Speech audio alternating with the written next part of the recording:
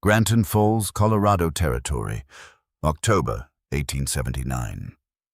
The cold came early that year.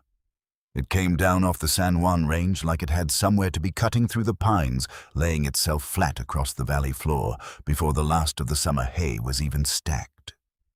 By the second week of October, the women of Granton Falls were already wearing their winter shawls to church, and the men were already talking about what the season would cost them. Nobody was talking about Bess Whitmore. Not yet. That would come later in the auction yard in front of everyone. Bess had been awake since 4 in the morning, not because she had somewhere to be. She had nowhere to be. She woke early because the cot in the back room of Renner's wash house was thin and the floor beneath it was cold.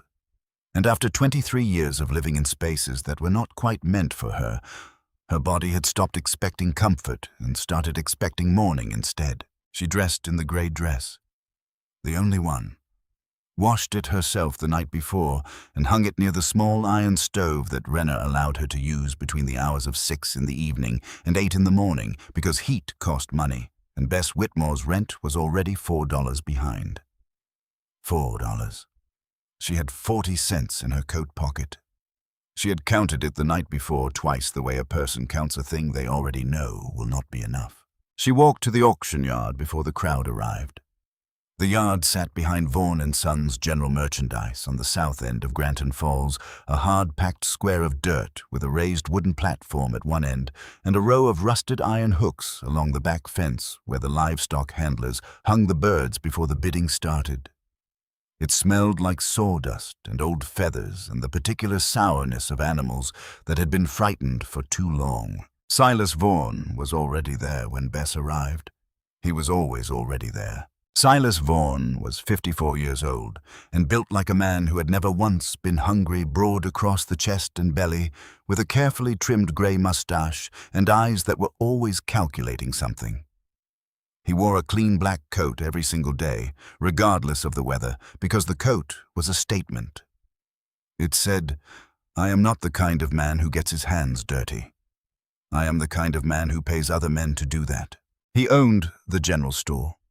He held paper on the feed mill and the livery stable and the North Pasture grazing rights. He sat on the board of the Granton Falls Savings and Loan. He set the price for cattle and hogs and grain at the end of every drive, every harvest, every season, because he was the only buyer within 60 miles, and everyone in the valley knew it. He had built his kingdom one transaction at a time, and he had never once in Bess Whitmore's memory done a single thing that could be called kind. He saw her standing at the edge of the yard and smiled the smile he kept for people he considered manageable. "Miss Whitmore, come to watch the auction." "Come to bid," Bess said. The smile stayed exactly where it was. "Of course you have." The crowd arrived, the way crowds always arrived in Granton Falls in clusters, neighbors pulling each other along, women with market baskets and men with their thumbs hooked in their suspenders. Everyone performing the specific casualness of people who wanted to see something happen, but didn't want to admit they'd come on purpose. By 8 in the morning, the yard held 40 people. The bidding started with the good birds. The fat Rhode Island Reds and the plump Plymouth Rocks, the healthy layers, and the clean feathered roosters. Those went fast, and at good prices the numbers called in the brisk rhythm of commerce conducted between people who knew their worth.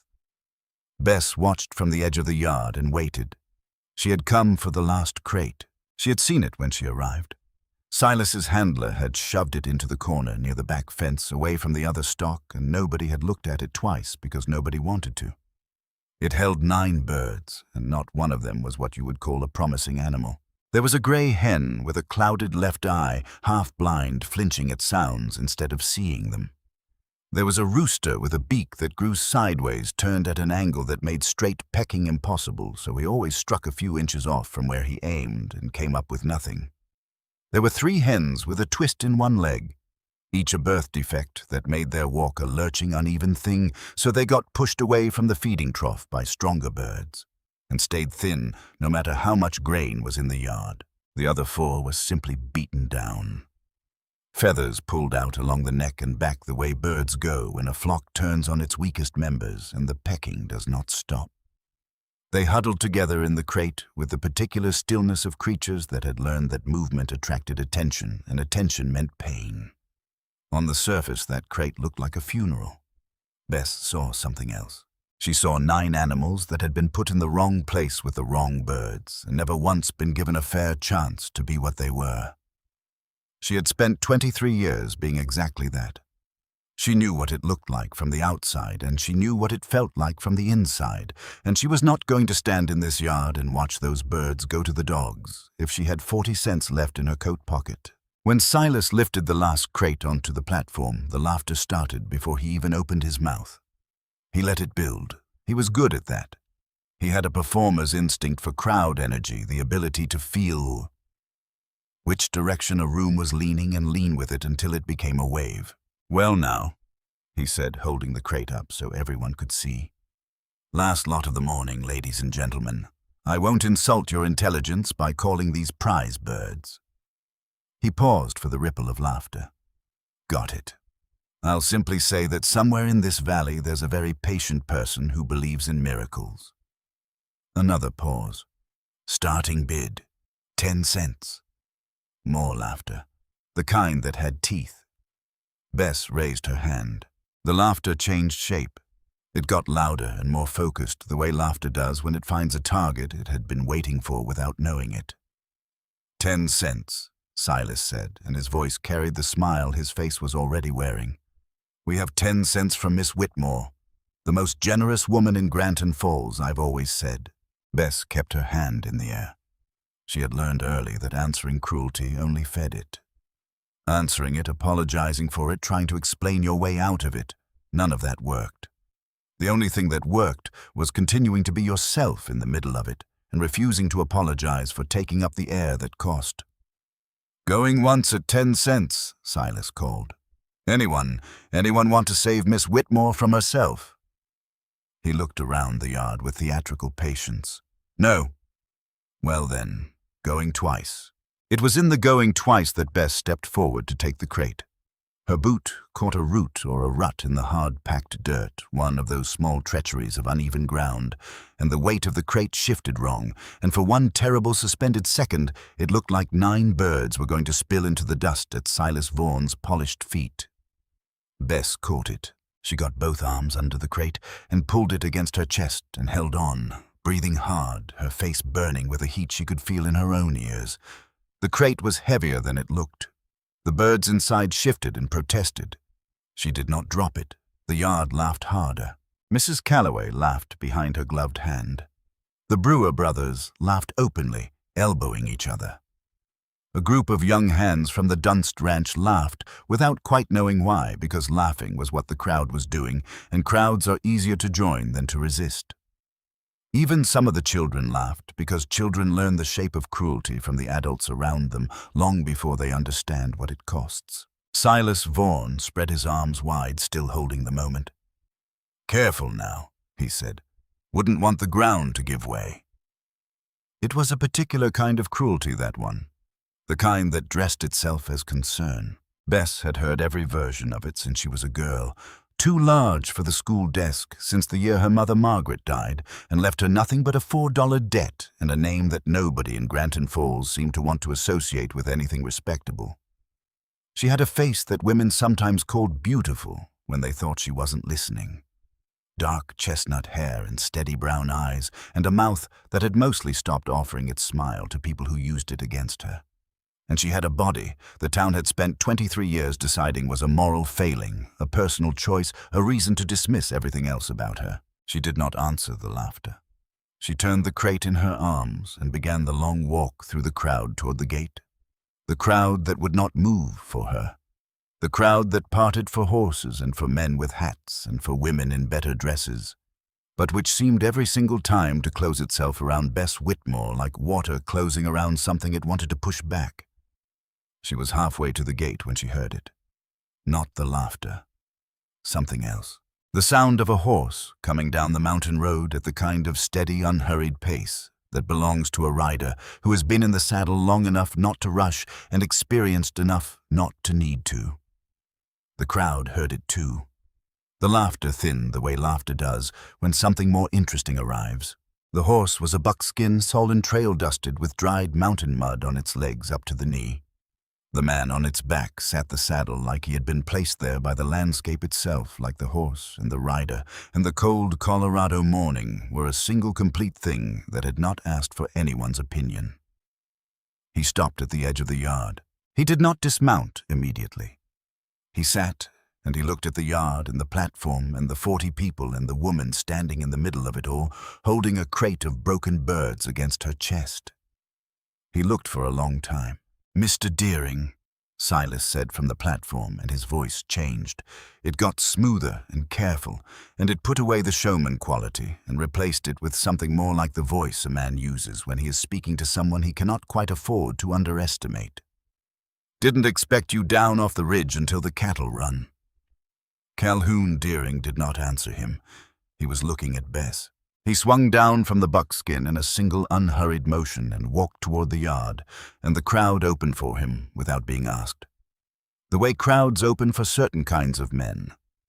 Not because those men demand it, but because something in how they move makes standing in their path feel like a poor decision. He was 35 years old. Dark hair cut close beneath a brown hat, gone pale at the crown from sun and weather. A light beard along a hard jaw. Faded tan shirt and a dark vest and a revolver worn low on the right hip with the easy familiarity of a tool rather than a threat. He had the hands of a man who worked his own land, and the eyes of a man who had seen enough to stop being surprised by most things. He had come down to Granton Falls maybe 4 times in the past year. He bought what he needed, said what he had to, and rode back up the mountain to the Deering place which nobody visited because nobody was invited. The town left him alone, the way it leaves alone, things it cannot quite categorize. He was not unfriendly. He was simply elsewhere even when he was standing right in front of you. He stopped in front of Bess. He took off his hat. "Ma'am," he said. Bess held on to the crate and waited for the flinch. Every man had a flinch when he got close enough to see all of her at once. The quick recoil, the small recalibration, the look that said the face was a pity to waste on the rest. It did not come. Calhoun Deering looked at her the way a man looks at something he is genuinely trying to understand, without calculation, without revision. Then he turned to face the full yard. 40 people, he said. His voice was not loud. It carried anyway the way certain voices do not, because of volume, but because of weight. Laughing at one woman with a crate of sick chickens. He let his eyes move across the crowd, slowly giving each section of it time to consider whether they wanted his gaze to land on them. That the kind of morning Granton Falls calls a good one. Nobody answered. He turned to the man who had been renting Bess her cot. "Who does she owe rent to?" Silas started to speak. Cal looked at him once, and Silas closed his mouth. Arlo Renner raised one reluctant hand from near the back of the crowd. Cal reached into his vest and brought out coins and crossed the yard and put 4 silver dollars into Renner's palm, one at a time, slow enough that everyone present could count them. He came back to where Bess was standing. "Where do you want them?" he said. He meant the birds. Bess looked at him for a long moment. She had been offered things before. Every good thing ever offered to her had come with a hidden price that revealed itself later in private when there was no crowd to witness the terms. The price was usually herself. The price was usually that the kindness ran out the moment she stayed too long, or took up too much space, or ate too much at the table, which she always did eventually because that was what the world had spent 23 years teaching her about herself. She listened for the hidden price now. She did not hear it. "The wash house," she said. "On the creek, that's where I stay." He looked at her. Something moved behind his eyes, not pity, not calculation, something closer to recognition. "You sleep in a wash house. It's dry. In October, it's dry." She raised her chin. "I manage." "I expect you do." He was quiet a moment. When he spoke again, he did so quietly, just to her, and the crowd that had been leaning in to hear had to lean further. "I run cattle up on the ridge. 12 hands, sometimes more through the drive, and I've been burning beans since May because my last cook left and I haven't replaced her. I have a kitchen that nobody's used in 3 years, a garden gone to weed a smokehouse I don't know how to manage properly, and a coop that's solid and fox-fenced and empty. He turned his hat in his hands.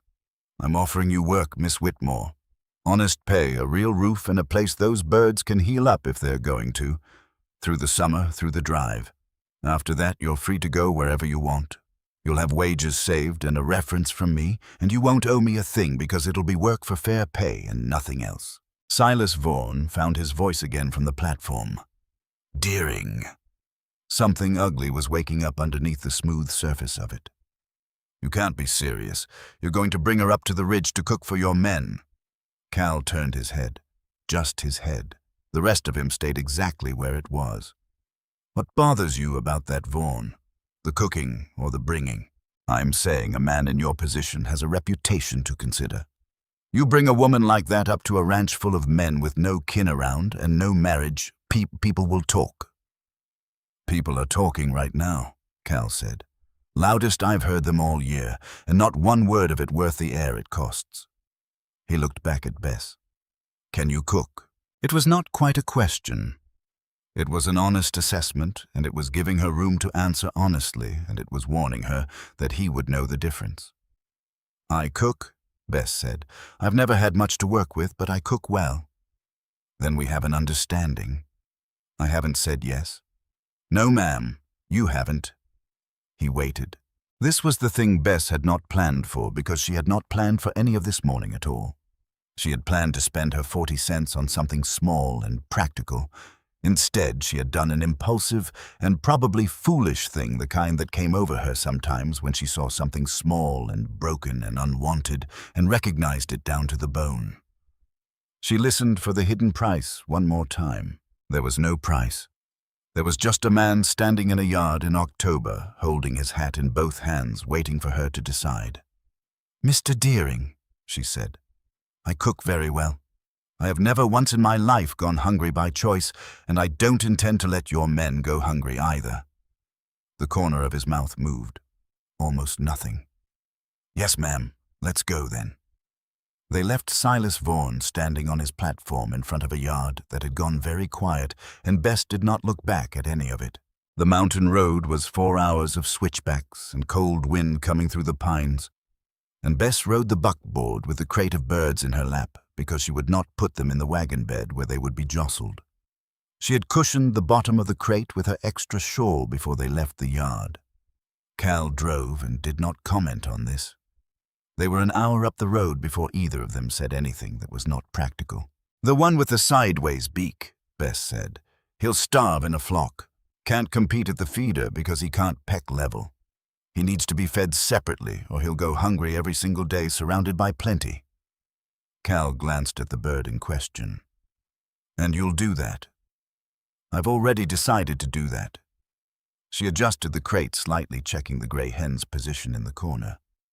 His name is Abraham. Cal looked at the road ahead. You named them on the wagon. I've had 4 hours and nowhere else to put my attention. He was quiet for another half mile. Then, my wife used to say that most cruelty in the world is just people not bothering to look past the first impression. She was right. She generally was. His voice went flat at the edges in the way voices go when they are being very careful with something. Della passed in November of '76. Fever came up faster than I could get her down the mountain to the doctor in time. 3 years ago this fall. I'm sorry. She kept everything organized. Every receipt, every letter, every paper that came into the house. Said a home that knows what it has and what it owes is a home that can't be surprised. A pause. I haven't been into the kitchen since she died. Bess did not fill the silence that followed. She had learned that some silences were not empty but full, and filling them was its own kind of violence. After a while she said, The men on your ranch, they'll say things about me. Yes. You won't always be there to stop it? No. He glanced at her. I told you what I can offer. A roof fair, wages a place for those birds. I can't offer you a world that's already made up its mind about who you are. Bess looked down at Abraham, who was attempting with great concentration to peck at the slat of the crate and missing it by his usual quarter-inch, undiscouraged, trying again immediately. "Mr. Deering," she said, "I have never once in my life ridden into anything else." The Deering ranch came over the last rise as the sun dropped behind the peaks, and it spread itself out below them in the blue October dusk. The long, low house and the bunkhouse and the barns and the empty kitchen with cold chimneys and the garden gone entirely to weed and the coop that was solid and fox-fenced and waiting. 12 men came out of the bunkhouse to see what the wagon had brought. Bess heard them before she saw their faces. She had a lifetime of practice with that particular sound the moment when a group of men first sees her and makes its calculations. She had learned not to let the calculations finish before she gave them something else to think about. She climbed down from the wagon without hurrying and without asking for help. Briggs Older was the first man she registered clearly. He was the oldest one present with a white beard and a left leg that did not track quite right when he moved, and he was the only one who had taken his hat off. She noted that. She would remember Briggs Older.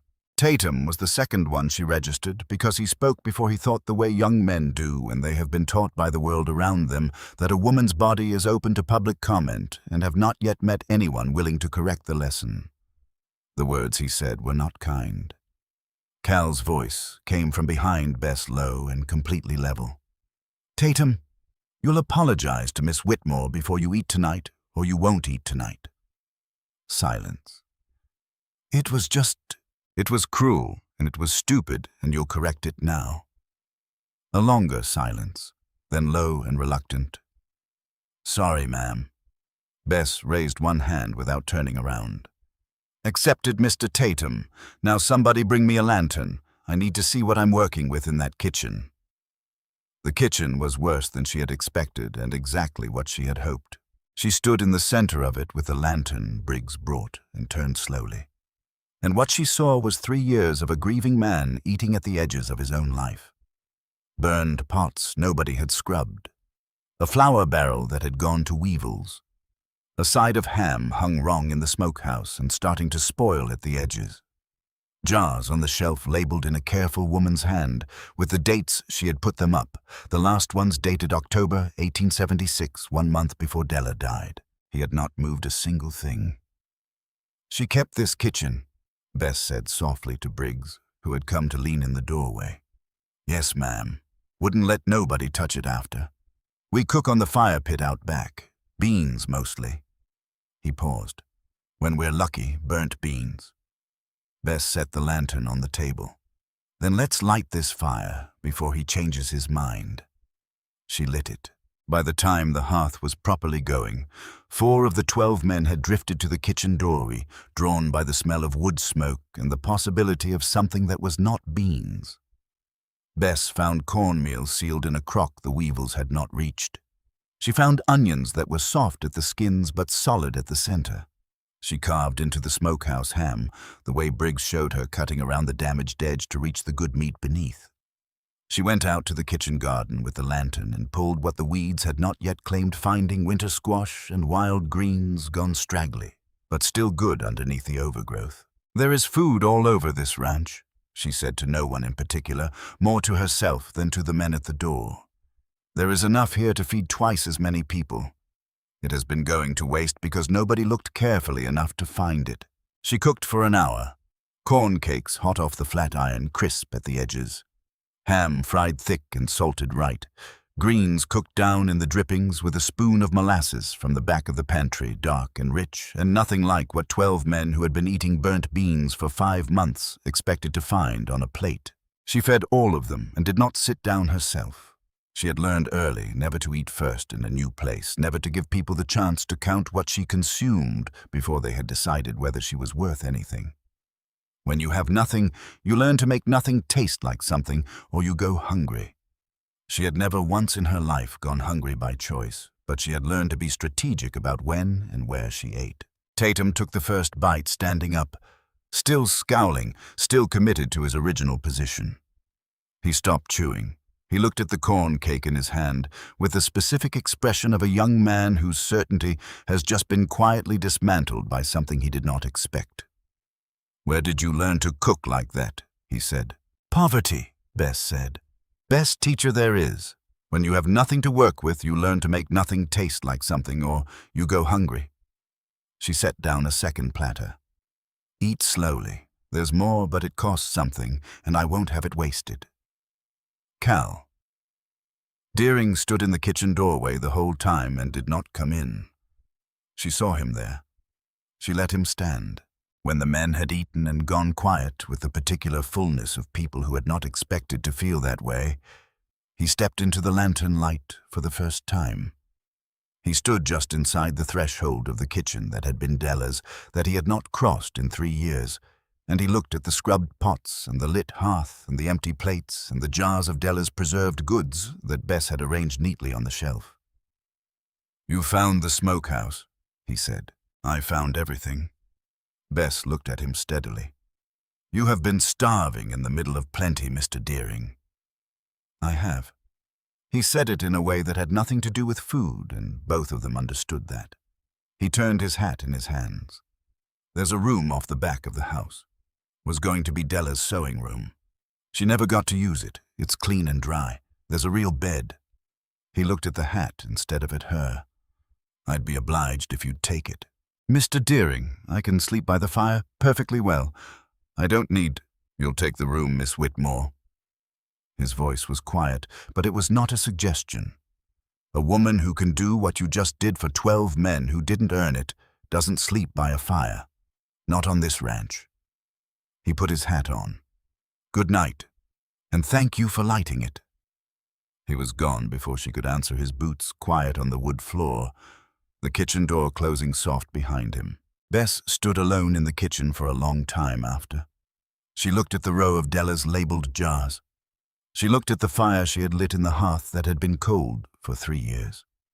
She thought about a man who had kept his dead wife's kitchen exactly as she left it, every jar in its place, every curtain hanging where she had hung it for 36 months, because he could not bear to move any of it and could not bear to be inside it either. She thought about what that kind of love cost a person over time. Then she went out to the wagon and carried Abraham and the 8 other birds to the coop Cal had promised, and it was exactly what he had said it would be. Dry, fox-fenced, sound. She put them in one by one, settling each one into the clean straw with the care she gave to things that had been badly handled and needed time to understand that the handling had changed. The gray, half-blind hen went into the corner, where she would not be startled by birds approaching from the side she could not see. Abraham went into the small, separate pen she constructed from an extra board and 2 nails she found in the coop wall because Abraham needed his own space at the feeder and always would. She fed him last by hand in the dark, where no one could see or comment on it. "You will heal here," she told him quietly, his sideways beak pressed against her palm, warm and insistent. "We both will." She did not entirely believe it yet, but she had learned that you sometimes had to say a thing out loud before the believing could find its way to you. She was walking back to the house when Briggs Older appeared from the shadow of the barn, moving quietly for a man with a bad leg. "Miss Whitmore." He stopped a few feet away and looked at her with the directness of a man who had decided he was too old for indirection. "I need to tell you something. I figure you ought to know it before you've been here long enough to think you have the whole picture. Because you don't." Bess waited. Briggs looked toward the bunkhouse, checking the windows were dark. Then he looked back at her. "Silas Vaughan bought the paper on this ranch. The bank loan Cal took out in '75 to buy the upper pasture from old Cutter before he died. Vaughan bought it off the Granton Falls Savings and Loan in August, private, no announcement. Paid more than the face value of the remaining note to get the bank to transfer it to him." The cold coming off the ridge felt sharper than it had a moment before. "Cal has been paying it down faithfully since '75, Briggs continued. 4 payments of $300 to $450 each through the cattle drives, plus smaller amounts when he had them. In 4 years, he has paid down close to $1,600 against a $2,000 original note. By my rough reckoning, he owes somewhere under $500, maybe closer to $4. He paused. But Vaughan's been telling the whole valley something different. He's been saying you are the reason Cal hasn't come to town. That Cal brought up a woman of low character and is hiding her on the mountain out of shame. He started that story the same afternoon you left with Cal in the wagon. Bess absorbed this. What does he want with the ranch? Everything, Briggs said. The water rights on the upper creek, the ridge grazing land, the timber on the north slope. He met her eyes. And there is something else. Up on the north slope there is a fence Cal built himself the spring after Della died. He keeps it up every year, walks up there every November to check it. Vaughan knows Cal will not leave that ground. Will not sell it or let it go to a bank or a land company. It's the one thing that cannot be replaced or rebuilt somewhere else. He stopped. Vaughan doesn't just want the land. He wants to put Cal in a position where the only way out is through him. Bess looked out at the dark outline of the ridge against the October sky. Somewhere up on that north slope there was a fence a man had built and maintained for 3 years around the only thing left that mattered to him more than the land itself. Does Cal know Vaughan bought the paper? She said. No. Vaughan's kept it quiet, waiting for the right moment to use it. And Della's receipts. Cal said she kept records of everything. She did. Every payment, every figure. But they're in a tin box in her sewing room, and Cal has not opened that box since November of '76. Briggs was quiet for a moment. 3 years. He's never looked at what's inside it. Bess turned this over carefully. A tin box sitting in a room for 3 years holding the proof of what had been paid and what was honestly owed, waiting for someone willing to open it. All right, she said. Thank you for telling me. She turned toward the house. Miss Whitmore. Briggs' voice was low. I've been on this ranch 8 years. I've watched that man go through a thing most men don't come back from whole. He came back whole. A pause. He doesn't know yet what you're going to matter. Neither do you. But I've been around long enough to see when something is about to change the direction of everything, and I wanted you to know what you were walking into before it gets too far down the road to see clearly. Bess stood still for a moment with her back to him. She thought about 40 cents. She thought about 9 broken birds. She thought about a man who had paid $4 for a stranger in a yard full of laughter, and had not explained why, and she thought about the way he had looked at her, not at her size or her circumstances or the accumulated judgment of the town that had followed her to the gate, but at the crate she was holding and the fact that she had not dropped it. Good night, Briggs, she said. She went inside, and the fire in Della's kitchen was still burning, and the room off the back of the house was small and clean and had a real bed and a window that faced the north slope, where the ridge cut a dark line against the stars. She lay down without undressing and stared at the ceiling and thought about what Briggs had told her, turning it over the way she turned over every difficult thing until she could see all its angles and understand which ones were fixed and which ones could be moved. Silas Vaughan had built his play carefully and patiently. Poison her name to undermine Cal's position in the valley. Isolate the ranch. Pressure the hands to leave through rumor and discomfort. Cut the supply lines through a Colorado winter. Then call the note due at the worst possible moment and buy the land at the bottom price from a man with nowhere left to turn and a grave he cannot abandon. It was a good plan. It was the plan of a man who understood that patience was a weapon when you held the only road to market and everyone else was one bad season from desperation. What Silas Vaughan did not know, and what Bess was only beginning to understand herself, was that his plan had a hole in it. The hole was that he had looked at Bess Whitmore and seen the same thing the rest of Granton Falls had always seen. The size, the poverty, the $4 debt, the woman sleeping in a wash house. He had looked at her and seen nothing worth accounting for. He had calculated her out of the equation entirely. He had never once looked at what she could actually do. Outside, the wind moved through the pines above the ranch. The fire in the kitchen settled low and steady, the way a fire settles when it has found its level and intends to stay. Bess closed her eyes. Tomorrow, she thought. Everything begins tomorrow. She slept. The first egg appeared on a Tuesday. Bess found it in the grey hen's corner of the coop, small and brown and nearly perfect, sitting in the clean straw she had put down 3 days before. She stood there in the cold morning dark, holding it in her palm, and did not say anything for a long moment. Then she carried it into the kitchen and set it in the exact center of the table where every man at breakfast would have to look at it before he looked at anything else. Tatum came in first the way he always did now, because she had given him the 5 o'clock egg collection and he had taken the responsibility with the concentrated seriousness of a young man who had been trusted with something for the first time and did not intend to waste it. He stopped when he saw the egg. "That's from the blind one," he said. "It is." He looked at the egg. He looked at Bess. Something was working itself out behind his eyes, the slow arithmetic of a young man revising an assumption he had held without ever having examined it. Silas Vaughan said those birds wouldn't lay. Silas Vaughan said a great many things. Bess cracked the egg into the bowl with the others. She wasn't laying because she was being beaten down and starved in a yard with birds that wouldn't let her near the feed. Put any creature in those conditions long enough, and it stops doing the things it was made to do. That does not mean the capacity was ever gone. She looked at Tatum directly. It means the conditions were wrong. Tatum sat down at the table slowly. Something in his face had softened from the rigid defensiveness it had carried since his first morning. "My mother," he started, and then stopped. "You told me," Bess said. "I remember." He nodded, looked at the table. "She died when I was 11. Before that, she cooked for a boarding house in Pueblo. Men said things about her too, about how she looked. She just kept cooking, fed them every morning and every evening, and never asked for their good opinion, just their empty plates. She fed people who didn't deserve her," Bess said. "That takes more strength than most people will ever understand or acknowledge." Tatum was quiet for a moment. "Yes, ma'am.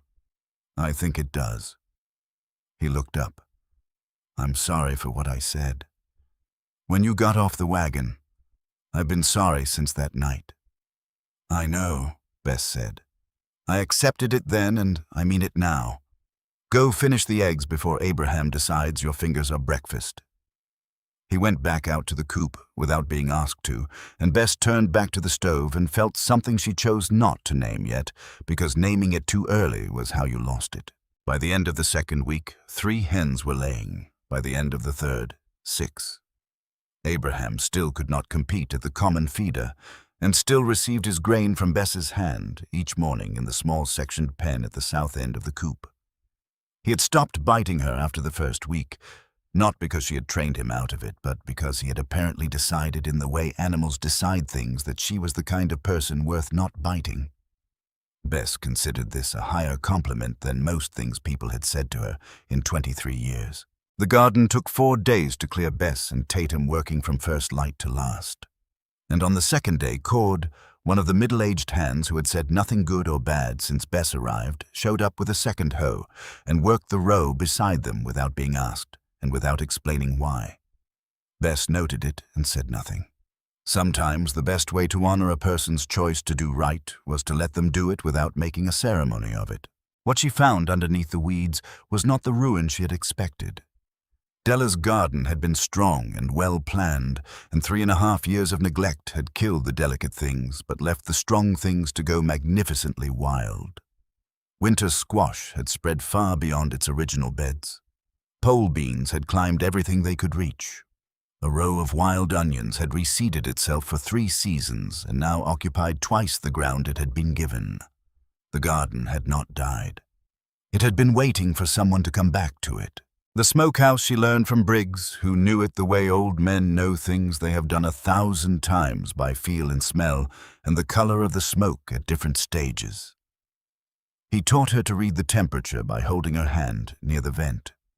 He showed her where the previous approach had gone wrong and how a small adjustment in the fire and the height of the hanging meat changed everything. Bess listened with the complete attention she gave to every practical thing, storing each piece of information in the mental catalog she had been building her whole life. When you have never had much, you learn to remember everything. The women started coming up the mountain in the 3rd week. The first was Vera Dunst, widow of the Dunst cattle operation, 2 miles south of town. She arrived on horseback with a basket of eggs as payment and a stated need to learn how to put up cucumbers for the winter. Bess taught her the cucumbers. While Vera's hands were busy with the brine and the jars, her mouth was occupied with things that had been sitting in her chest for years without anywhere to go. My husband weighed every head we sold to Vaughan for 15 years, Vera said, not looking up from the jar in her hands. He had an old hanging scale he trusted because his father had trusted it before him. He weighed our cattle before every drive and then weighed them again on Vaughan's platform, and they never matched. Not once. Always lighter on Vaughan's side, always by roughly 1/3 of the total weight. She set the jar down.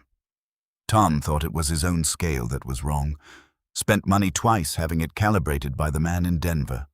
Came back correct both times. But what do you do when the only buyer in 60 miles is the one with the crooked number? You take the low price and you go home and you tell yourself it was a bad year. Bess was very still at the stove. How consistent was the difference? She said. That's what Tom could never get past. It wasn't close to 1/3. It was 1/3. Every time. Consistent as a clock. Vera's voice had the particular flatness of someone who has been angry about something for a very long time and has gotten tired of the anger without getting free of it. Tom always said a scale that breaks reads differently on different days. A scale that always reads exactly the same wrong amount on someone else's cattle is a scale that's been arranged to do exactly that. After Vera rode back down the mountain, Bess stood at the kitchen window for a long time doing arithmetic in her head.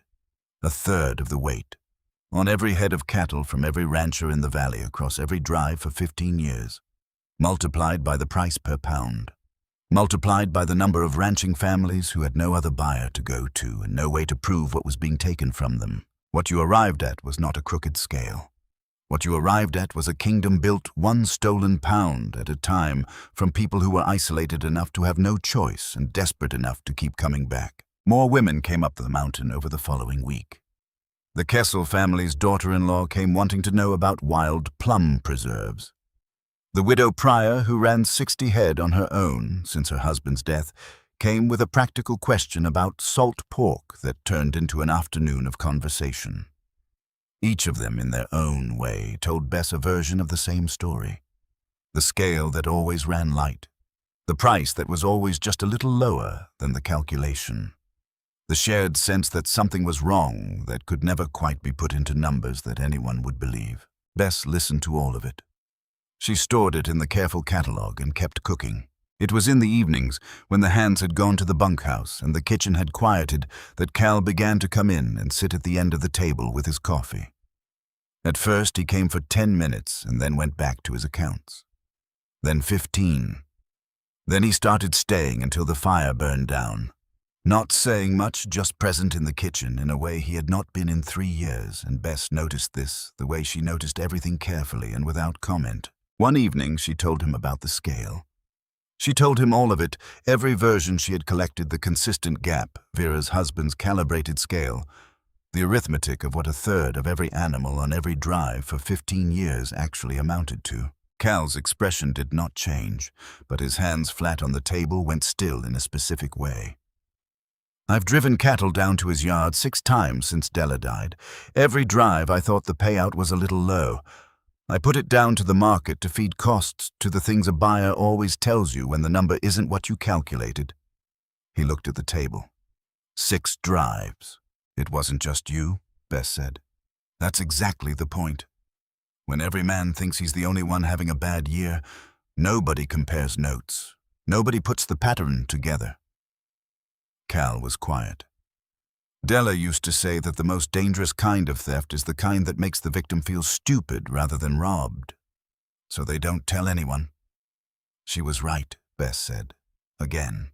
Something crossed his face at that. Not quite a smile. The shape a smile leaves behind when a person has forgotten for a moment that they stopped using it. It was 4 days after that conversation that the supply wagon did not come.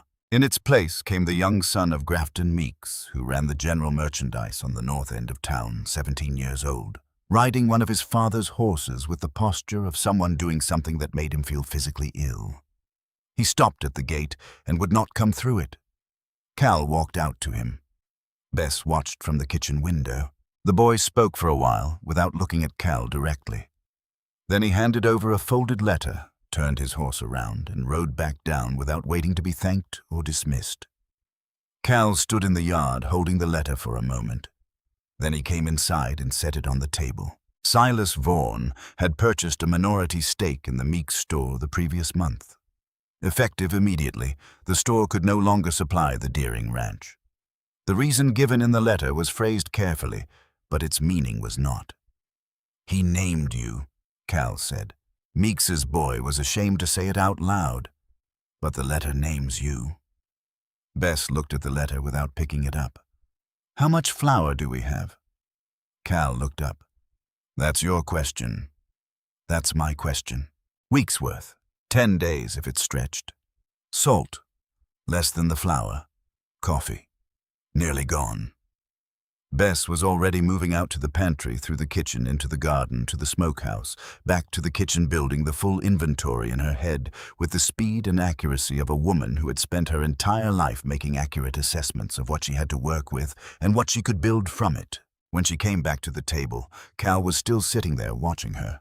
"He cut the flour," she said. "He did not cut the land." She set her hands flat on the table. "We have a garden producing into November if we manage it right. We have a smokehouse with 2 more hams, and I know how to run it properly now. We have hens laying and a creek with fish and wild greens in the wood and plums on the south slope that need to come in before the first hard freeze." She looked at him directly. "Silas Vaughan has spent his whole life learning to take things away. He does not know how to fight people who know how to make something from nothing because he has never in his life had to do it." Cal looked at her steadily. "You think we can last 6 weeks to the drive? I think we can last the winter if we have to." She sat down. "But there's something else. He sent us an invitation." She pushed the second paper across the table, the one that had arrived 3 days before in a cream-colored envelope with careful handwriting. The annual Valley Harvest Supper, hosted by Silas Vaughan at the Granton Falls Church grounds. All neighbors welcome. Cal read it. "Briggs said don't go. Briggs is right that it's a trap." Bess folded her hands on the table. "I think we should go anyway, and I think we should bring the food." Cal looked up from the paper. "He wants us to either come and be humiliated in public or stay away and look like we're hiding something," she said. "If we come and bring nothing, we give him the stage. But he sold us 31 birds last week for pennies because he thought he was getting rid of problems. He sold them laughing." She held his eyes. "I want to cook every one of them. I want to walk into Silas Vaughan's party with food made from everything he threw away. And I want to feed his entire valley with it, and I want to do it so well that not one person standing in that yard can tell me those birds were worthless. Because there is no such thing as worthless. There never was." The silence stretched out long enough that Bess thought she might have miscalculated something. Then Cal said, "Tell me what you need."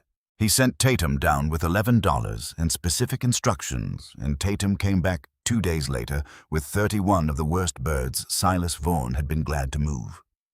Tatum reported that Vaughan had sold them. Laughing had made a speech to the yard about the Deering ranch going so soft it was buying birds too broken to die had promised to save Bess a front row seat at the supper. He said it real friendly, Tatum reported. "Made me want to put my fist through something." "Good," Bess said, already moving down the line of new birds, checking each one. Friendly is how a man stops watching where he's stepping.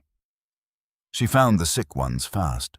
3 of the 31 were not simply neglected. They had the early signs of a respiratory infection, the kind that moves through a flock quietly and with terrible efficiency. She stood looking at those 3 birds for a moment, thinking about the probability of this being accidental. The probability was not high. She separated the 3 immediately into the far corner of the barn, well away from the rest, and treated them with what she had, and cleaned her hands carefully between handling them and the healthy birds. She told Briggs that evening quietly, while the others were at supper. Briggs looked at the 3 quarantined birds with an expression that had moved past surprise into something older and colder. "He put sick birds in that lot on purpose," Briggs said. "I think so." He expected them to spread through the flock before the supper and ruin the food. It would have worked if I had not looked carefully at each one individually when they came in. Briggs looked at her. You always look that carefully. It is the only talent I have ever been certain of, she said. Go eat your supper. She told Cal about the sick birds 2 mornings later on the morning of the supper when the quarantine was holding and the healthy birds showed no sign of infection. She told him plainly the way she told him everything that mattered, laying out what she had found and what it meant. Cal listened without interrupting. When she finished, he was quiet for a moment. Then he said, He put sick birds in that lot to ruin your food on purpose. Yes, another silence. That is not a businessman protecting his interests, Cal said. That is a man who decided this is personal. It became personal, Bess said, the moment I did not drop that crate. What followed that conversation was the busiest week Bess had lived since coming to the mountain, and she had not had an idle day since the wagon ride up. She worked the kitchen like a general works a campaign, which was exactly what it was. She rendered fat and seasoned it and tested the temperature at different stages until she understood the precise range she needed. She developed her dredge over 6 trials, adjusting the ratio of cornmeal to flour, the seasoning, the texture, until the crust crackled the way she wanted it to, golden and dense and seasoned all the way through. She taught Tatum biscuits with patient focus, correcting his hands on the dough without making him feel corrected. She made pickles from the last of the garden cucumbers and plum preserves. From the South Slope fruit, she and Tatum picked in one long afternoon, sealing 36 jars before dark. She slow-cooked greens with ham fat and molasses until they were as good as anything she had ever made. Every night that week, she went out to the coop and fed Abraham by hand in the dark. It was on the 5th night, the night before the supper, that she stayed too long. She was sitting on the upturned crate she used as a stool in front of Abraham's pen. And Abraham had finished his grain and was pressing his sideways beak against her palm the way he did when he had decided the interaction should continue, and the full weight of what tomorrow meant came down on her all at once. She had been keeping the fear at arm's length all week by staying in motion. Motion was her oldest and most reliable defense. While she was cooking and planning and teaching, the fear had nowhere to land. But sitting still in the cold dark with the sleeping birds around her, it arrived. If this failed, it would not simply fail. It would fail in front of every person in the valley who had ever laughed at her with Cal Deering's name attached to it on land that Silas Vaughan was already positioning to take. She could survive her own public humiliation. She had survived every version of it before.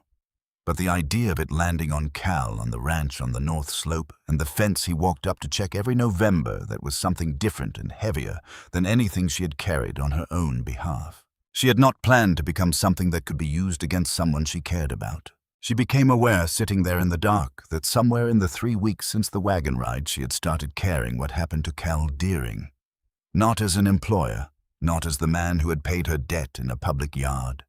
As a person whose grief she had come to understand the particular shape of whose quiet she had learned to read, whose dead wife's careful handwriting on the pantry jars she had come to regard with a tenderness that surprised her. That was a problem with no safe resolution for a woman who looked the way she looked and came from where she came from. And she knew better. And yet here she was in a coop in the dark with a plan she could not afford to have failed. She heard his boots on the ground outside before she heard the coop door open. He came in quietly, the way he moved in general, and crouched a few feet from her, with his forearms on his knees, looking at Abraham. "You've been out here a while," he said. "Couldn't sleep." "Neither could I." He watched Abraham investigate his empty dish with the optimistic persistence of a creature that has decided dinner might reappear if you check one more time. "What are you thinking about?" Bess looked at Abraham. "If it goes wrong tomorrow, what it costs you." "And if it goes right," Cal said, "what does that cost?" She looked at him. "You have been carrying this plan all week," he said, "carrying everyone's part of it. Tatum's biscuits and Briggs' fire and the 3 sick birds you separated and handled alone 2 nights running without telling me." He paused. "I know about the sick birds. Briggs told me. He thought I should know you had been up dealing with it without saying anything." She should have expected Briggs to tell him. "I didn't want you to worry," she said. "I know." His voice was quiet. "That is what worries me." She looked at her hands in the dim light coming through the coupe slats. "Della used to say that the worst kind of alone is not having nobody around," Cal said. "It is being around people and carrying everything yourself anyway because you have stopped believing anyone will hold up their end." He looked at her directly. "I have been watching you do that since you walked into this kitchen, carrying all of it, never setting any of it down." "I am not good at setting things down," Bess said. "I know. I am not either." He shifted his weight. "I am going to stand next to you tomorrow, whatever happens. I want you to know that before it starts." Bess looked at him. In 23 years, she could count on the fingers of one hand the number of times someone had said something like that, and meant it without qualification, without the quiet condition underneath it that said, "Unless it gets too hard, or unless it costs more than I planned for." She did not know yet whether Cal had that condition underneath. She would not know until tomorrow showed her. But she thought sitting in the cold dark with Abraham pressed against her palm and Cal. Deering crouched 3 feet away, looking at her like she was something worth looking at.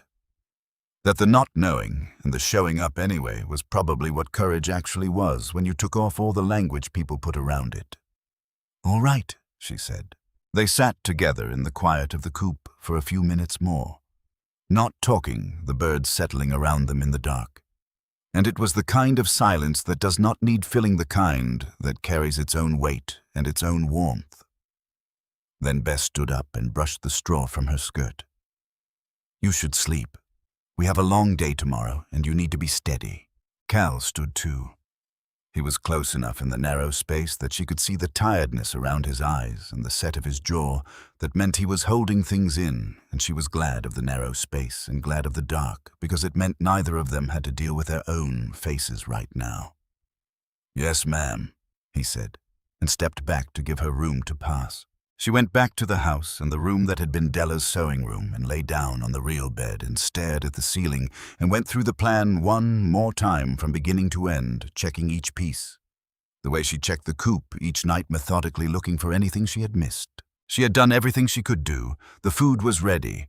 The 3 sick birds were quarantined. The healthy ones were fat and producing. The biscuits had been tested. The preserves were sealed. Tatum knew his part, and Briggs knew his, and Cord knew his, and even 2 of the quieter hands had been recruited to carry and keep warm and serve without being asked twice. What remained was the thing you could never fully prepare for, which was walking into a room full of people who had already decided who you were and offering them evidence that they were wrong and waiting to see whether any of them were willing to change their minds. She had done that her entire life. She had never done it with someone beside her who had said he would stay. She thought about that until sleep finally came. The churchyard of Granton Falls held 43 people by the time the Deering wagon came over the last rise into town. Bess counted them from the wagon seat before they reached the gate. She had always counted. It was the habit of a person who needed to know the terrain before entering it, who had understood early that a crowd could change shape faster than you could manage if you had not mapped it first. 43 people. Long tables arranged across the yard covered with the usual harvest supper dishes. Paper lanterns strung between the fence posts beginning to matter as the afternoon light dropped toward evening. And at the center of it all, Silas Vaughan in his clean black coat moving between the tables with the ease of a man who has spent 30 years being comfortable in every room he enters because he has arranged every room to be comfortable for him. He saw them arrive. His face did not change. That was the tell. A man who is surprised shows it. A man who has been waiting shows nothing at all. Cal set the brake and came around to help, and Bess was already on the ground by the time he got there, not because she was dismissing the courtesy, but because she needed the first 30 seconds of entering this yard to belong entirely to her. She had learned that the first impression you gave a hostile room was the one it kept, and she intended to give this room the impression she had chosen rather than the one it expected. She was wearing the gray dress, the only one. Washed and pressed and put on without apology, because apology was not something she intended to offer tonight, or any night that followed it. Her hair was pinned up in the way that took the most time. She was not wearing anything borrowed, and she was not pretending to be anything other than exactly herself, because pretending had never once, in 23 years, produced a result she could live with afterward. She walked through the gate with her head level and her hands free. The whispers started the way they always started, at the edges of the crowd and moving inward. She heard fragments without trying to catch them. The wash house girl. That woman. Deering brought up the mountain. She let the words land the way cold water lands on open hands. You feel it. It does not stay. Silas had arranged their table at the far end of the yard, the corner nearest the back gate, shadowed by the fence and separated from the main rows by a deliberate gap that announced without words, "You are here on sufferance, and everyone knows it." Cal looked at the table, and his jaw went hard. "It's fine," Bess said quietly. "It is not fine. The wind runs from this corner across the full yard." She waited until he met her eyes. "Set the fryers here. We want the smell to carry all the way to the front gate." Something shifted in his expression. He picked up the first crate without another word and carried it to the corner table. They set up the fryers and built the fires, and Tatum and Briggs moved the rest of the supplies from the wagon with the focused efficiency of men who had spent a week preparing for exactly this, and were not going to let any part of it be wasted. The fat went into the pans, and the pans went over the heat, and the dredge came out of the cloth bag seasoned through the flour, and the cornmeal in the proportions Bess had arrived at on the 6th trial and not changed since. The first birds went in, while the yard was still occupied with itself. The smell took time. That was not how it worked otherwise.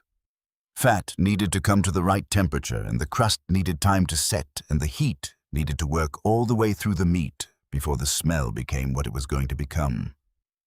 But 15 minutes in, when the crust had found its color and the first serious crackle was coming off the nearest pan, something changed in the yard, the way things change when a window opens in a closed room. People's heads turned one by one without their owners deciding to turn them.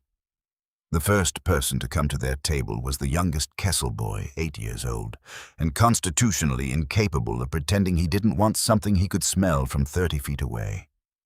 He appeared at the edge of their setup without being sent, his mother nowhere in sight, and stood looking at the pans with the undisguised longing of a child who has not yet learned to disguise longing. Bess put a piece on a tin plate and held it out to him. He took it, bit into it, and his eyes opened wide in the way of someone tasting something that exceeds what they were prepared for. He turned and ran back across the yard to his mother. Bess watched the mother's face from across the distance, watched the boy gesture back toward the corner table, watched the woman look up, look at her son, look at the table, and have the brief internal argument between what she had heard about Bess Whitmore and what the expression on her son's face was telling her plainly. She stood up. 2 other women stood with her. Then the widow Pryor came, and Wren Hatcher from the North Ridge, and the Kessel family from the mining operation, and the young couple who had arrived in the valley only 8 months ago and did not carry 15 years of Silas Vaughan's arrangements with them. Bess fed everyone who came. She did not ask their names if they did not offer them. She did not explain herself or defend her presence in this yard or name what she was doing. She put food on plates and said there is plenty, and meant it completely, because she had made enough and then made more, because she had learned from a lifetime of not having enough that when you finally have it, you make sure of it.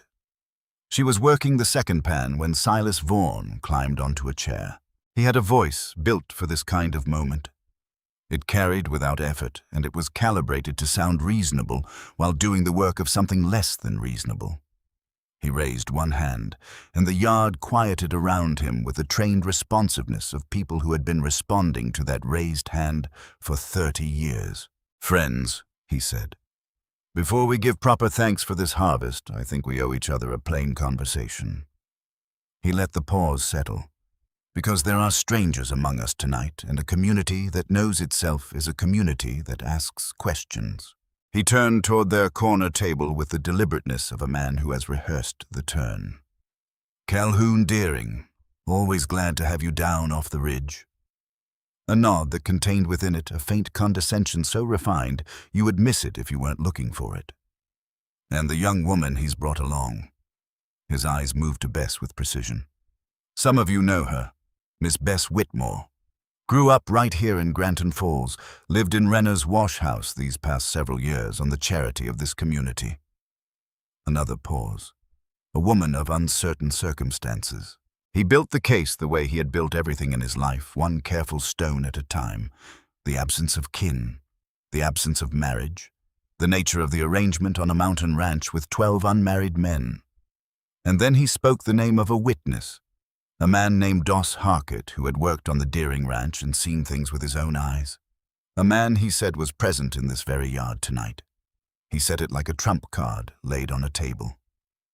Bess set down the pan she was holding. She wiped her hands on her apron. She walked out from behind the table into the open space of the yard, and her voice was not loud, and it did not shake. "You called Doss Harkett's name," she said.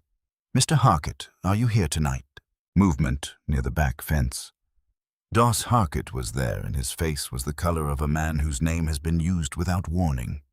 He was a solid man in his 40s, the kind of man who had spent years in outdoor work, and he was looking at Bess with an expression that combined guilt and something that was not yet resolution, but was moving toward it. "I'm here," he said. "How much did Mr. Vaughan pay you to say what he's arranged for you to say?" The yard made a sound. Not words, the collective sound of 43 people recalibrating at the same moment. Silas cut in smoothly. "That is a serious accusation from a woman with no standing in this community to make it." "Mr. Vaughan." Bess looked at him directly, and her voice was completely level. "You have been talking for 3 minutes. I would like 30 seconds. She did not wait for permission. She turned to the full yard, and she spoke to it clearly the way she had learned to speak to rooms that did not necessarily want to hear her, because that was the only approach that had ever worked. "He has told you this food is dangerous. He has told you I am a woman of uncertain circumstances who cannot be trusted to cook a clean meal for your children." She walked back to the table and picked up the largest, most perfect piece of fried chicken on the top of the pile and held it up so the entire yard could see it in the lantern light. "So I will settle it the only way it deserves to be settled." She ate it, in front of everyone. Slowly and without theater, the way she ate when she was alone and hungry, which was the only way she knew how to eat, giving the food the same attention she had put into making it. When she finished, she set the bone down on the plate and looked out at 43 faces. "I am still here," she said. "Who else is hungry?" For one suspended moment, the yard was entirely still. Then a sound came from the front row, from the chair where the oldest woman present had been sitting with the stillness of someone who has been deciding something for the last several minutes. Eula Marsh was 81 years old. She was the widow of Federal Circuit Judge Harlan Marsh, who had served 30 years on the Colorado bench before his death 11 years ago. And she had spent those 30 years and the 11 after them learning which men in which rooms were telling the truth and which ones were constructing something more useful to themselves. She had developed comprehensive opinions about everything that happened within 3 miles of Granton Falls and expressed those opinions without waiting for an invitation, and in 40 years she had not once been proven wrong about anything that mattered to the valley. Bess had first heard her name from Vera Dunst, who had said, "If Eula Marsh says a thing is true, the valley believes it." She had heard the same thing 3 more times from 3 different women who had come up the mountain to learn to put up plums. She had been carrying that information carefully, waiting to understand exactly what shape the need would take before she asked for the help. She had not needed to ask. Eula Marsh stood up with her cane slowly, and with the particular deliberateness of a woman who wants everyone present to understand that what she is doing is intentional. And the yard held its breath, the way it always held its breath when Eula Marsh stood up with that expression on her face. She walked to the corner table. She looked at the food. She looked at Bess with the full concentrated attention of a woman who had made a serious study of people for 8 decades. Then she picked up a piece of chicken from the plate and ate it standing there, not performing a reaction, but simply having one the way you eat something when you are genuinely tasting it and not concerned with what your face is doing. She closed her eyes. When she opened them, there were tears on her face. This startled the yard because there were people present who had known Eula Marsh for 4 decades, and had never once seen that. "I know this cooking," she said. Her voice carried without effort the voice of a woman who had spent years in rooms where being heard mattered. "I know this dredge. I know the hand that seasoned this gravy. I know it because 30 years ago, in the hard winter of 1862, when the passes closed in November and the snow came before anyone in this valley was ready, and half the families here were living on what remained in the root cellar, and the prayers they had left there was a woman who went house to house. The yard was completely still. Her name was Margaret Whitmore," Eula said. "She had $6 to her name and a daughter not yet 3 years old at home, and she walked in that snow to every homestead she could reach, and she cooked from what people had and what she could find, and she fed families that would not have made it to spring without her." She paused. Her voice went tight with something controlled and old. "She fed my children when I had nothing left to give them. She fed the Kessel family and the Dunst family and the Pryor family and the Hatcher family and a dozen others in this valley. And then she went home to her own daughter with whatever was left over, which was usually very little." She turned to face the yard, and what was on her face was not grief and not sentimentality, but the clean anger of a woman calling a debt due after 30 years. Margaret Whitmore died in 1864, owing $4 to a wash house and carrying the reputation this town had given her, which was that she was a poor woman of no account who could not manage her own affairs. Her voice did not waver, and her daughter grew up in this same town hearing that same story, with not one soul willing to tell her the other one. Not one person who told her what her mother had actually been, what she had actually done for the people who were laughing at her child. She looked at Bess, and her voice dropped, but the yard was so quiet, it carried every word to every corner. "I am ashamed," she said, "that it took me 17 years and a plate of fried chicken to say this out loud, where the right person could hear it. I am deeply ashamed of that." Bess stood very still. In 23 years of carrying her mother's name as a weight, as an inherited debt, and an inherited diminishment, as the reason she could never quite escape the judgment of this town, she had not known this other thing was also true. That the woman who died owing $4 had walked through a blizzard to feed families who would not have made it to spring. That the woman the town remembered as a cautionary example had been in the winter that mattered most, the only person in the valley willing to do the necessary thing. She felt the knowledge move through her, the way something physical moves from the outside in, and then deeper reaching places that had been braced against something cold for so long they had forgotten what it felt like not to brace. She did not cry, but her hands resting on the table edge went completely still, and Cal, standing 20 feet away, saw that stillness and understood what it meant. Silas Vaughan had been watching all of this with the expression of a man watching a plan, unravel thread by thread, calculating at what point it becomes better to cut losses and move to the next position. He arrived at that point. He reached inside his coat. "Very moving," he said, and his voice had shed its warmth entirely, leaving only what it had always been underneath, which was the voice of a man accustomed to winning who has decided to finish it. He held up a folded document with a red wax seal. "But sentiment does not change what is written on paper, and this is what paper says." He opened it and read from it with the fluency of a man who had been reading legal documents aloud for 30 years. The terms of the Deering Ranch loan. $2,000, the full original principal, called due in 30 days. The foreclosure clause. The bank's transfer of the note dated August the 14th, 1879, when Silas Vaughan had purchased the debt at a price the bank had found agreeable. 30 days. "Deering," he said, "pay the full $2,000 in 30 days, or vacate the property, including all structures, improvements, livestock, and associated land." A pause that was precisely calculated. "Including the north slope." Cal did not move. Silas folded the document and replaced it in his coat and tipped his hat to the yard with the satisfaction of a man who has been waiting to make this particular move for a long time and has found it as satisfying as he imagined it would be. He stepped down from the chair and walked to the gate with the unhurried pace of a man who has already won, and the crowd parted for him the way it had always parted, and he went out into the evening dark. The warmth left the yard as though a door had opened onto winter. Bess stood at her corner table with the serving fork in her hand. and looked at the empty gate and felt rising up through her chest, hot and steady and without the fear she would have expected the oldest thing she had. The thing that had made her raise her hand for 9 broken birds, with 40 cents in her pocket, and a yard full of people waiting for her to make a fool of herself. She turned back to the table. "Who has not eaten yet?" she said. The wagon ride back up the mountain was quiet for the first hour.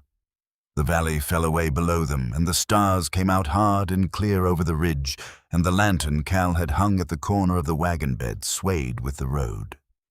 Tatum said quietly from the back what everyone was thinking. "He can't just take it on a piece of paper, can he?" "That is what pieces of paper are built to do," Bess said.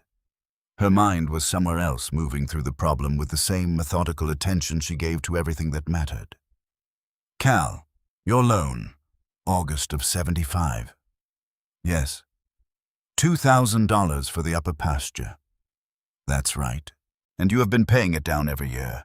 4 payments through the drives plus smaller amounts between. Briggs told me the amounts roughly. By my calculation, you have paid approximately $1,588 against the original principal over 4 years. Cal looked at her. "That leaves $412. "Yes, not $2,000. Silas Vaughan purchased a remaining debt of $412 and wrote it on his documents as $2,000, adjusting the credited payments on every line he controlled to make the arithmetic come out to the number he wanted." She looked at him steadily. "This is not a legitimate foreclosure. This is theft with a wax seal and a lawyer's language on it." Cal was quiet. "The bank's official ledger says $2,000. "The bank's official ledger says what Silas arranged for it to say after he bought the paper in August, but Della kept every receipt, every payment. You told me she kept everything." She waited. "Cal, the tin box." He was quiet for a longer moment. "I know you haven't opened it," Bess said. "I know what that costs, but I believe that what Della kept in that box is the difference between $412 you can prove and $2,000 Silas invented. She kept those receipts for 4 years with the care of a woman who understood that what you can prove matters more than what you know." She paused. "She saved this ranch. She just needed someone to open the box to let her do it." Tatum said from the back very quietly. "She'd have wanted you to open it, boss, wouldn't she?" Cal drove for a while without answering. The ridge rose black against the stars. Then, "Yes," he said, "she would have." The tin box sat on the highest shelf of Della's sewing room behind a folded piece of cloth. The dust pattern showed clearly that the cloth had not been moved in 3 years. Cal brought the box down and set it on the kitchen table and stepped back. Bess sat down and opened it. Inside was Della Daring, organized. Every receipt dated and annotated in her steady, clear hand, grouped by year, with a small piece of ribbon payments and credits and balances noted in the margins, with the care of a woman who had understood that the financial life of a home was not separate from its actual life, but woven through it completely. She had recorded not just the payments, but the context surrounding each one. What the drive had brought, what the weather had cost, what had been unexpected. The full, honest accounting of 2 people trying to build something real in difficult country. Bess worked by lantern light. She worked for 2 hours, cross-referencing each payment record against the repayment schedule, checking the arithmetic 3 times for each year's total. Cal sat at the end of the table and did not speak. He looked at Della's handwriting as it emerged from the box receipt by receipt with the expression of a man reading something both completely familiar and completely new at the same time. When Bess set down her pencil and looked up, the kitchen was very quiet. "You owe $412, she said. "Not $2,000. In 4 years you paid down 4 drive payments ranging from $300 to $450 each, plus 7 smaller payments between drives totaling $1,588 against the original principal. Silas Vaughan purchased a remaining balance of $412 and recorded it as $2,000 on the documents he controls, crediting each of your past payments at a fraction of its real value to manufacture the difference." She set her hands flat on the receipts. "The proof of every payment Della recorded is in this box. Set beside the bank's official ledger, the two numbers tell a story that only one explanation fits. Cal's hand came down flat over the receipts, covering them gently the way you cover something you are grateful for. "She saved the ranch," he said quietly, 3 years after she died. "She saved it for this exact moment," Bess said. "She just needed someone to open the box." He looked at her across the lantern light and the receipts and the 3 years of careful numbers that Della had kept for exactly this kind of need. And there was something in his face that Bess had been watching come slowly to the surface since the night in the coop. And it was fully there now, no longer something he was being careful about or managing. She looked back at him steadily, and neither of them said anything for a moment, and that was all right. What followed required patience and persistence, and the willingness to ask for help from people who had reason to be afraid of giving it, and Bess had all three. Doss Harkett came up the mountain 7 days after the supper. He came on foot, which told her something about his situation, and he came with the expression of a man who has made a decision that cost him something and is not sorry about the cost. He stood at the gate and waited, and when Bess came out, he looked at the ground and then at her face and said it plainly. He had taken Silas Vaughan's money to say things about the Deering Ranch that were not true because he had a grudge against Cal for letting him go, and the money had made the grudge feel like justice for a little while. He said he had stood at the back of the churchyard during the supper and listened to Eula Marsh tell the valley about Margaret Whitmore, and had thought about his own mother who had been treated the way Bess was being treated and had understood what kind of man that made him. He said he had worked for Silas Vaughan for 6 years and in that time had seen the lead weight Vaughan kept in a cloth bag under the left front corner of the platform scale, which was inserted before weighing and removed after. He had seen Vaughan sit late in the bank on 3 separate evenings when the clerk had gone home adjusting numbers in the official ledger. He had seen the second set of figures. He would swear to all of it before any judge who would hear him. "Come inside," Bess said. "Eat something, and then tell me everything you saw in order while I write it down." Doss Harkett ate 3 biscuits and a full bowl of soup and told her everything in order, from the first time he noticed the weight to the last evening he had seen Vaughan working late in the bank, and Bess wrote down every detail on the back of a flour sack with a stub of pencil because that was what she had, and it was enough. He cried twice briefly and pulled himself together both times with the efficiency of a man who had decided that crying was temporarily necessary and then finished. "You understand," Bess said when he was done, "that when this is settled, the valley will know you took his money to lie. You will have to live with that." "I would rather live as the man who took his money and then told the truth," Doss said, "than die as the man who only took the money and kept quiet." He looked up at her. "I'm sorry for what I was going to say at that supper, what he paid me to say. It wasn't true, and it wasn't right, and I knew it before I took the money." "I know," Bess said. "I accept it."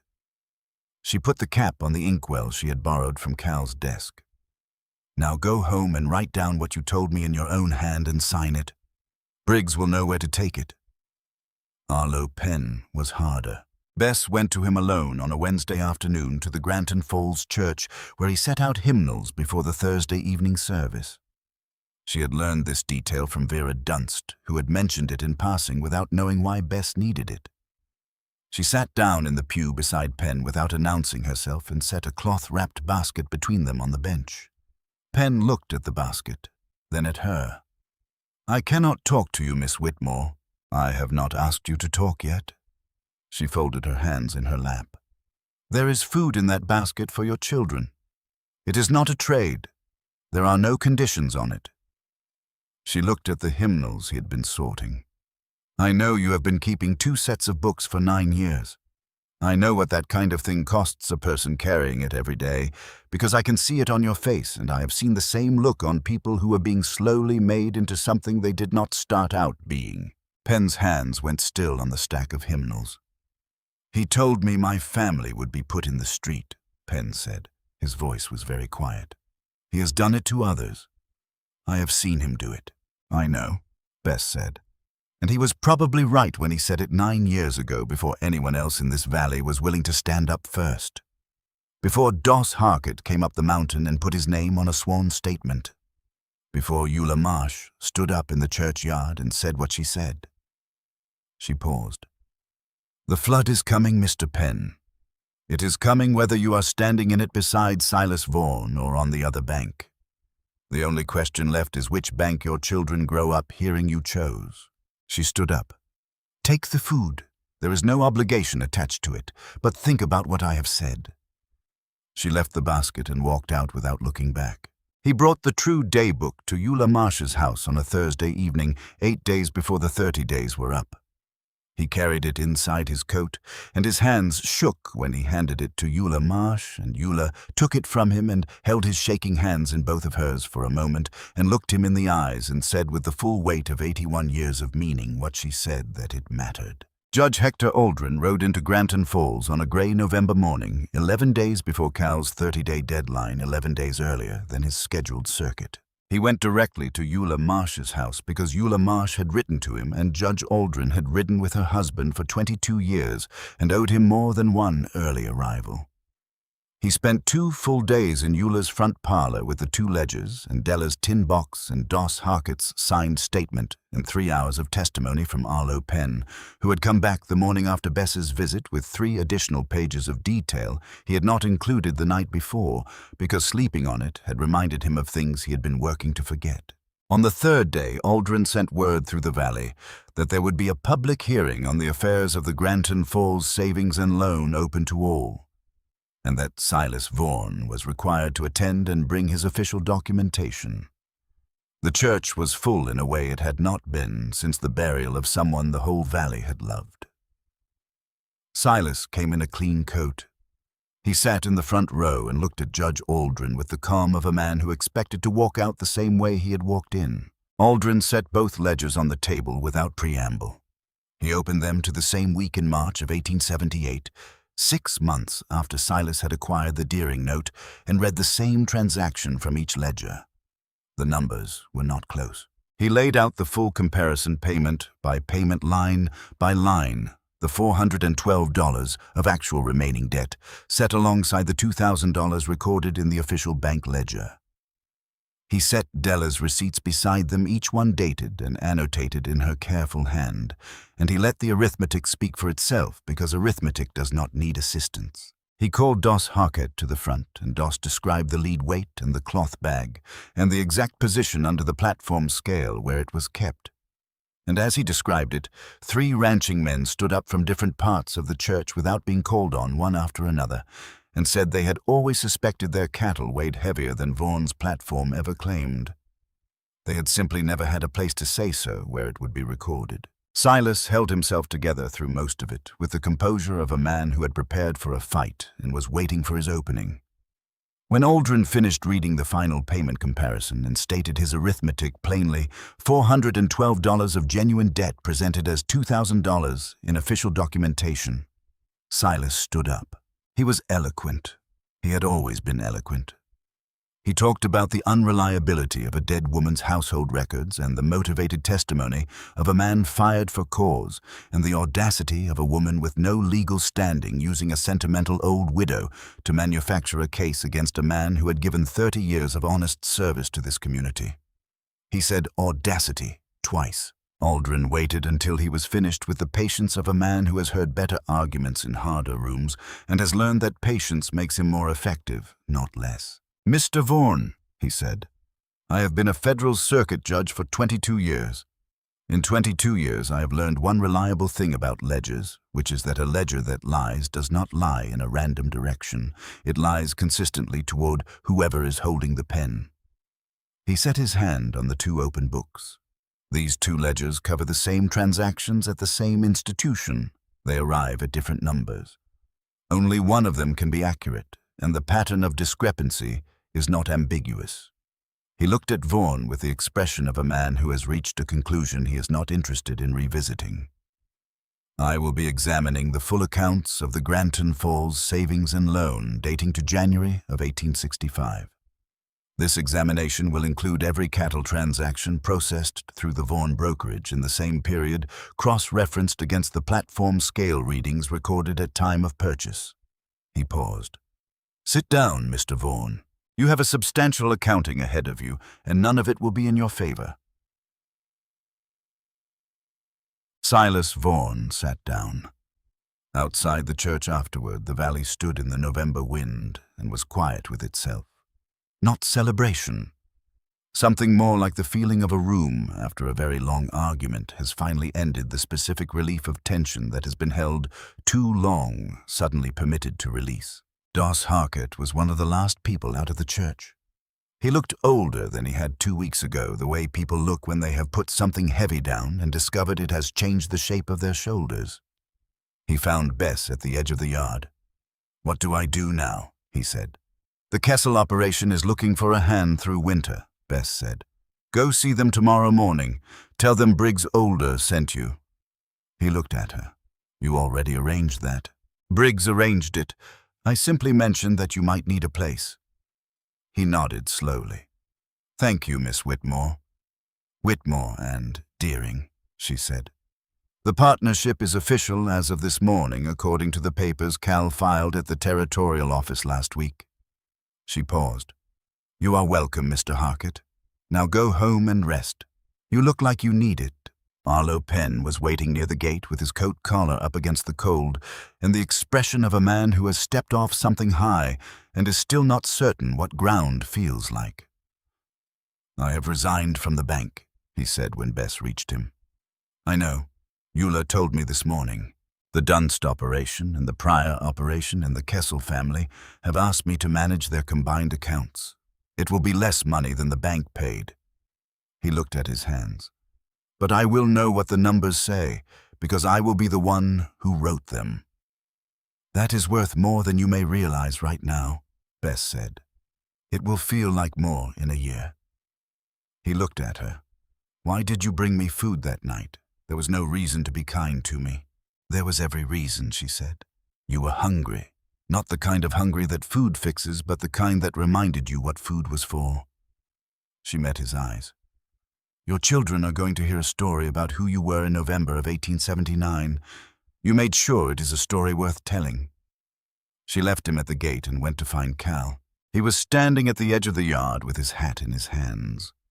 And when she reached him, he looked at her with the full open expression she had come to know over 6 weeks of mornings and evenings, which was the expression of a man who has found something he had stopped believing existed and has not yet exhausted his wonder at the finding.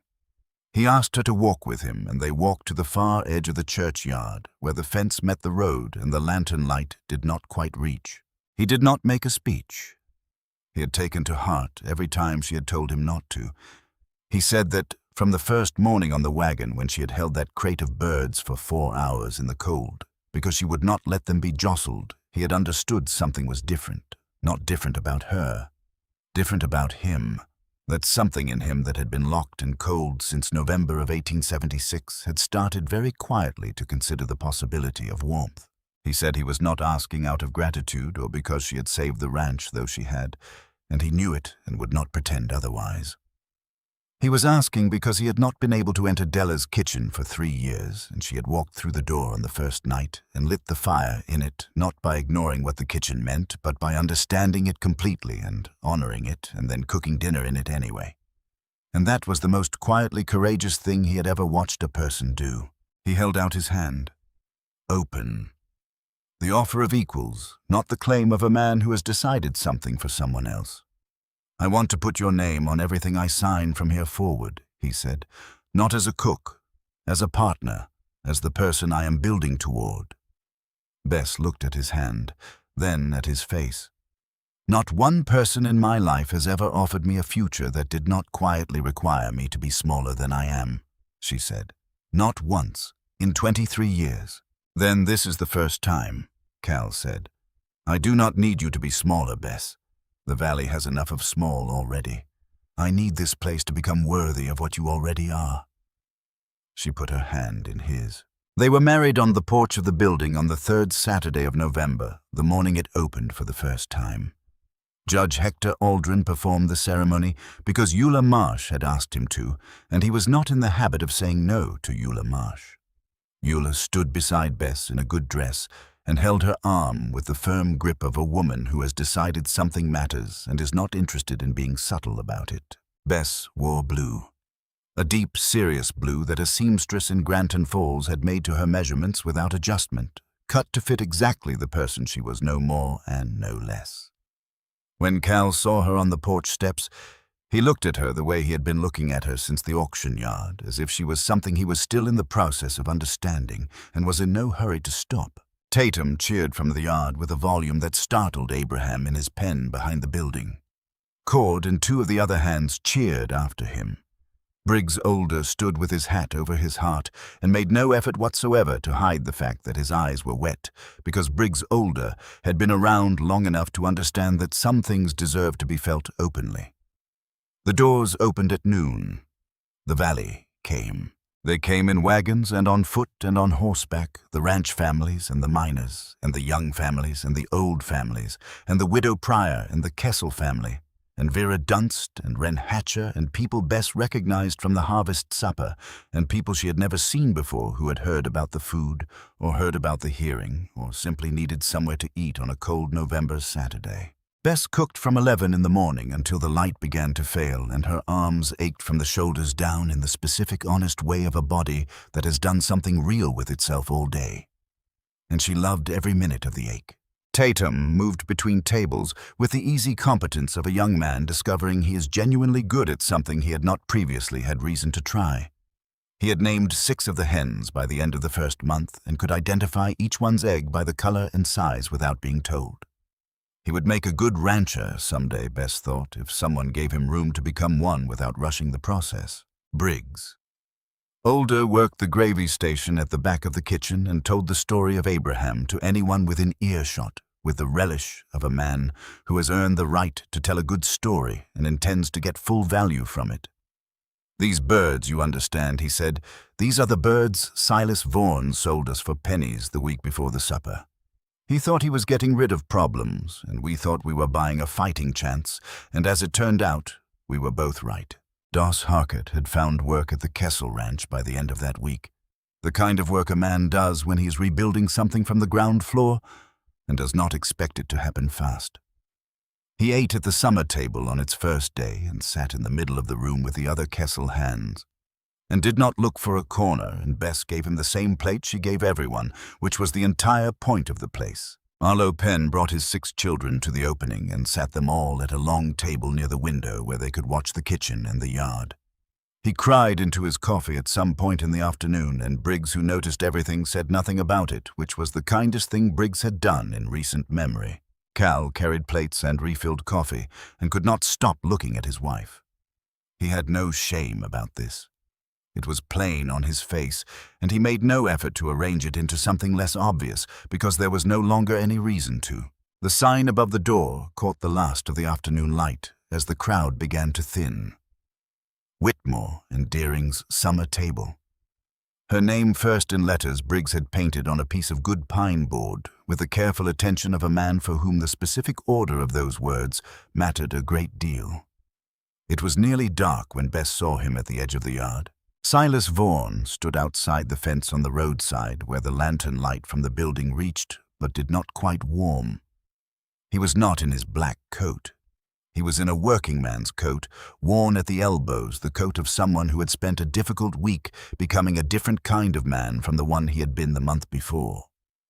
He was awaiting transfer to Denver for the formal proceedings permitted to attend the opening under the escort of the county marshal's deputy for reasons that had more to do with Eula Marsh's opinion of appropriate dignity than with any legal requirement.